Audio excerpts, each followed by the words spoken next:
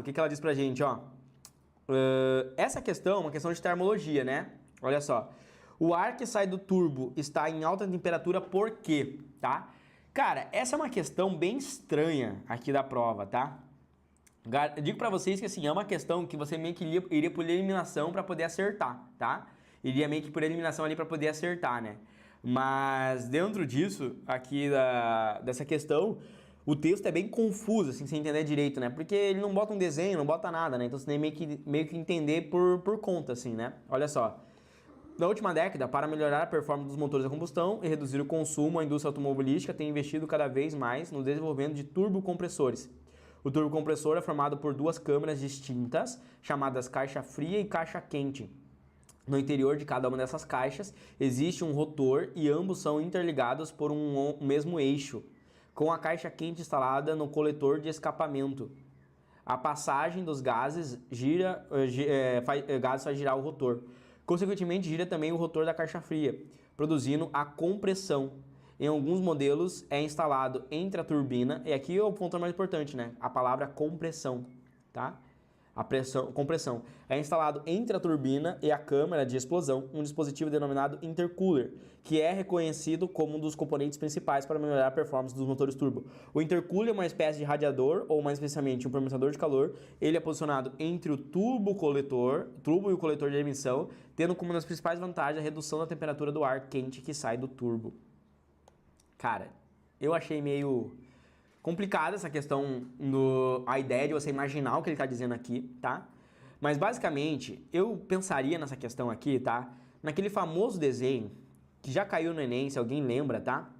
Que a gente tem tipo um negócio assim, ó, tá? Eu pensaria basicamente naquele famoso desenho do Enem, onde eu tenho um negócio no centro aqui, né?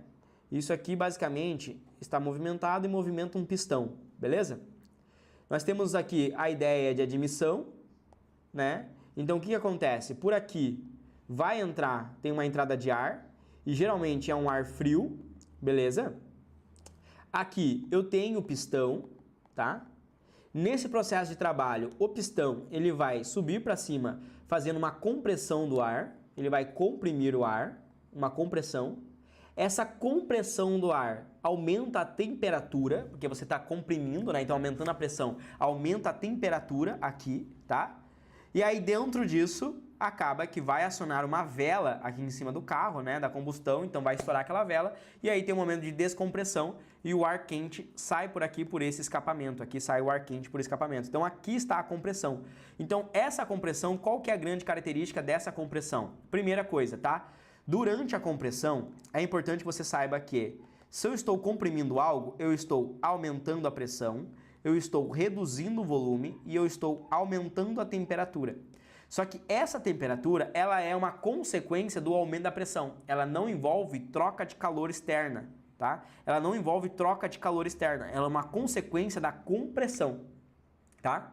Já na descompressão, é importante que você lembre da nossa ideia de gases, que na descompressão, basicamente, eu estou aumentando o volume, porque está descomprimindo, então estou ocupando de novo o volume, certo? Logo, com isso, eu estou diminuindo a pressão e logo com isso eu vou ter uma consequência de diminuição da temperatura. Só que nem sempre diminui essa temperatura, então a gente tem um escapamento para sair ali mais quente, tá? Não envolve troca de calor. Toda vez que eu tiver uma compressão e dentro do motor, dentro de uma máquina, lembre disso, dentro do motor, essa compressão com alteração da temperatura é uma transformação que a gente chama de adiabática, tá? Adiabática. Essa compressão adiabática, ela não envolve troca de calor com o meio. É o desenho mais importante que você tem que lembrar aqui, que ele cai muito na prova do Enem. É o famoso desenho aqui, né, do tal do ciclo de Otto ali, né? Basicamente, né? Aqui é o famoso desenho aqui que a gente vai ter, tá? E volta o tempo 1 para o tempo 2, do tempo 2 para o tempo 3, do 3 para o 4, do 4 para o 5, do 5 aqui volta para cá, tá? Então aqui nós temos a admissão, aqui nesse momento nós temos a famosa compressão e aqui não tem troca de calor, então essa compressão, ocasionalmente, a gente está tendo aqui volume e pressão, então eu reduzo o volume e eu aumento a minha pressão, consequentemente, aumentando a pressão, eu também tenho um aumento aqui de temperatura interna, tá? Aumenta a temperatura interna, aumentando essa temperatura temperatura interna, aqui vai ocorrer então um estouro. Pô, quando estoura aqui, ocorre a liberação de energia, tá? A liberação de energia. Eu transformo essa energia ali, né, na forma de calor, eu tenho trabalho sendo realizado, tá? Eu vou ter que, aqui está realizando trabalho, nessa compressão eu tenho a liberação de energia. Aqui ocorre a descompressão, tá? Mas a grande nuance está aqui nesse ponto, tá? Aqui é o momento que estoura a vela e você, pum, tem um trabalho realizado ali, né? Aqui nós temos a descompressão, beleza? Então eu vou novamente agora, olha só, aumentando o volume e reduzindo a pressão.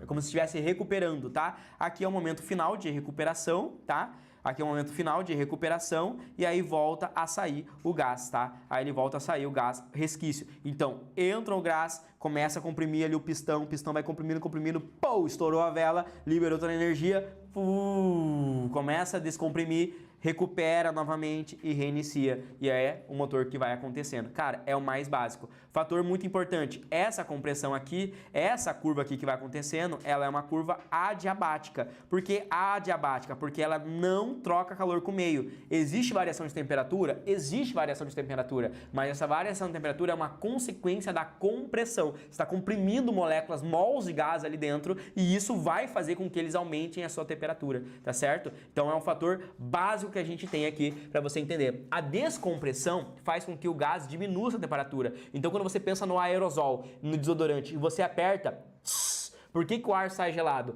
Na descompressão, o ar reduz a sua temperatura. Então, na expansão, o gás diminui a sua temperatura. E na compressão, o gás aumenta a sua temperatura.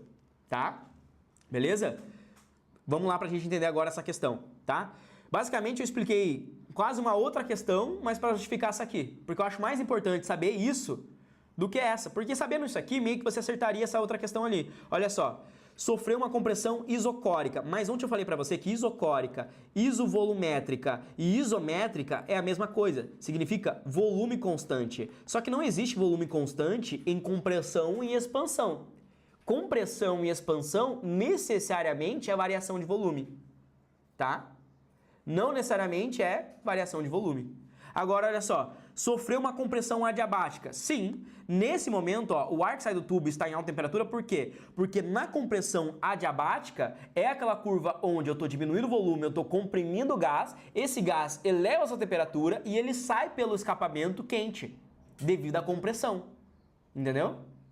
Então aqui é a justificativa que você teria que pensar nessa questão. Letra C. Sofreu uma transformação isotérmica. Isotérmica é sem variação de temperatura, ou seja, é temperatura constante. Seria uma temperatura constante. Mas como que o ar vai sair quente se a temperatura é constante? Então a temperatura não é constante. Existe variação de temperatura, por isso que o ar sai quente. Ele falou ar quente, ar frio, tá? Vamos lá. Letra D. Recebeu diretamente calor dos gases aquecidos do sistema de escape? Aí está completamente errado, né? Tanto a letra D quanto a letra E não tem nada a ver com a questão. Recebeu diretamente calor dos gases aquecidos? Claro que não. O gás foi aquecido pela compressão. Eu não tenho como eu dizer que o ar quente está recebendo calor do gás aquecido. Que gás aquecido é esse? O ar quente que está saindo já é o gás aquecido, tá? O ar quente, ele é o gás aquecido. Ele não está recebendo calor de outro gás aquecido. E a letra E, recebeu diretamente calor do motor a combustão que está em alta temperatura? Contrário, o motor fica em alta temperatura devido à compressão. O motor eleva a sua temperatura devido à compressão, tá? Se o motor não estiver trabalhando, ele não vai elevar a sua temperatura, entende? Então o motor aquece devido a uma consequência do gás, né? Não é o motor que passa calor para o gás, beleza?